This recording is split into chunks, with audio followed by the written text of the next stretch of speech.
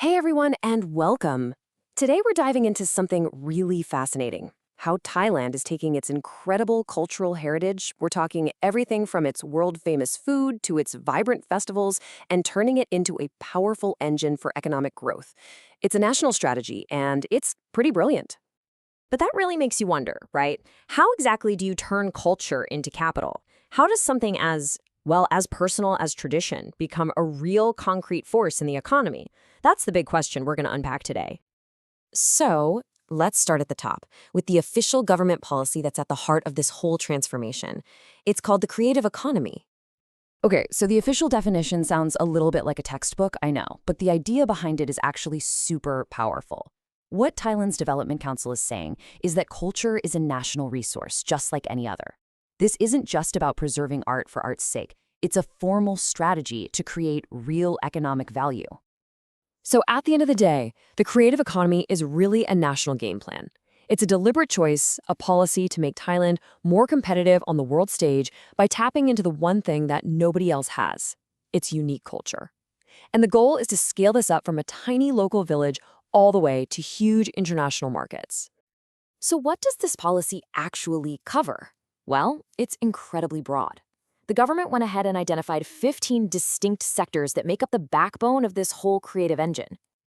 And what's so amazing here is just the sheer scope. This isn't just one or two industries. We're talking about everything from Thai food and crafts, things that are deeply rooted in heritage, all the way over to modern sectors like film, software, and advertising. It's a strategy that's really designed to connect the old with the new. Okay, but 15 different areas, that is a lot. You can't focus on everything at once, right? So how does the government decide where to put its energy? Where are they placing their biggest bets for making a global impact? Well, to solve that, they've zeroed in on 5 key areas with massive potential. They call it the 5 F's soft power strategy, and it's a super focused approach that's designed to be really easy to promote and market to the rest of the world. Now, this is where the strategy gets really smart. They've packaged these huge, complex cultural ideas into 5 clear, marketable concepts. Each F represents an industry that agencies like the Tourism Authority of Thailand can just take and run with, turning them into amazing global campaigns. All right, so we've seen the high-level policy. Now let's see how it actually works on the ground. For that, we're going to head to the Isan region in northeastern Thailand to see how these 5 F ideas really come to life. First up, food. Of course. The story of Isan food is the perfect example of this strategy in action. You can literally trace its journey from humble local tables all the way to fancy menus around the world. You see, this is the whole strategy in miniature. You take something deeply authentic and local, like the world-famous Khao Ham Mali jasmine rice, or just a simple village papaya salad, and you elevate it. That salad becomes somtam, a dish that foodies everywhere know and love. It's the perfect example of turning local resources into global exports. Next, let's look at another F, fighting. And of course, that means Muay Thai. In the Isan region, the role of this ancient martial art has been changing in a really interesting way. So the key thing to see here is the evolution. What used to be a way for young people to earn a bit of income at local festivals is now being strategically rebranded.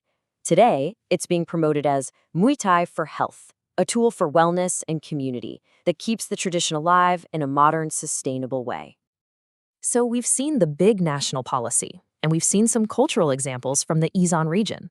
Now let's zoom in even closer to see how this all comes together in one specific town, Suvarnabhumi. This project is basically a real-world test case.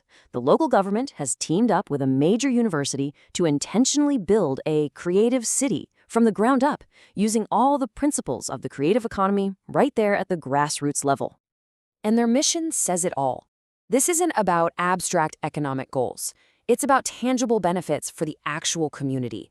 It's about improving the quality of life and strengthening the local economy by using the heritage they already have. So why this town? Well, because it's perfectly positioned. It's a historical crossroads, a key transportation link between major provinces and even neighboring countries. And it sits right in the heart of that famous jasmine rice region we talked about. It has this incredible cultural and strategic capital just ready to be used. And this really gets to the heart of the whole thing, The creative economy, when it really works, isn't just about boosting GDP numbers. It's about connecting that big national policy directly to sustainable, community-led development and turning local heritage into a true source of pride and prosperity. So that leaves us with one last thought. Looking at Thailand's approach, it really makes you wonder, doesn't it? What is the unique cultural capital, the food, the crafts, the stories, the traditions in your own community that holds all this untapped potential?